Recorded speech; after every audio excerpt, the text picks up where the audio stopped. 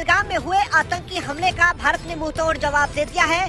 देर रात भारत की तरफ से ऑपरेशन सिंदूर लॉन्च किया गया, जिसके तहत पाकिस्तान और पाकिस्तान ऑक्युपाइड कश्मीर में आतंकियों के 9 ठिकानों पर सटीक मार करते हुए सेना ने करीब 100 से ज्यादा आतंकियों को मौत के घाट उतार दिया।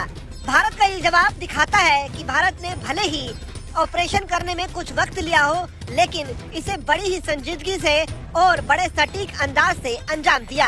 इस ऑपरेशन के बाद भारत ने दुनिया के तमाम बड़े देशों को इस ऑपरेशन की जानकारी दी और साफ तौर पर बता दिया कि भारत युद्ध नहीं चाहता, लेकिन आतंकवादियों को बख्शा नहीं जाएगा। लिहाजा उनके ठिकानों को चुन चुन कर मार किया गया और आतंकवादियों को मार गिराया गया। इसी कड़ी में दुनिया के तमाम देशों ने इस ऑपरेशन को लेकर अपना अपना रिएक्शन दिया है। अमेरिका की तरफ से रिएक्शन आप देख ही चुके हैं। डोनाल्ड ट्रंप ने इस हमले पर कहा है कि भारत ने आतंकियों को करारा जवाब दिया है, लेकिन युद्ध नहीं होना चाहिए। इसी बीच भारत के एक अहम सहयोगी और दोस्त कहे जाने वाले इजराइल का भी रिएक्शन सामने आया है। इजराइल ने खुलकर भारत का समर्थन किया है। इजराइल ने खुला समर्थन देते हुए कह दिया है कि भारत को आत्मरक्षा करने का अधिकार है।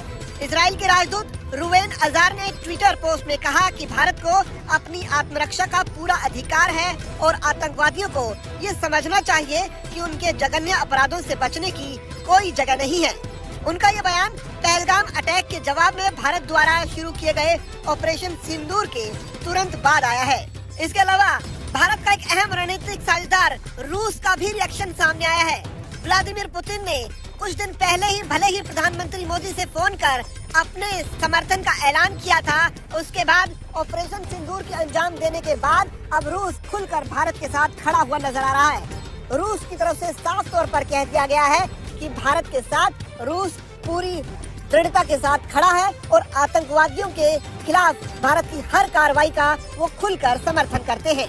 इसके अलावा चीन की तरफ से भी रिएक्शन आया है। चीन इससे पहले पाकिस्तान के साथ खड़ा होने की बात करता था, लेकिन इस ऑपरेशन के बाद चीन ने अब दक्षिण एशिया में शांति बनाए रखने की अपील की है।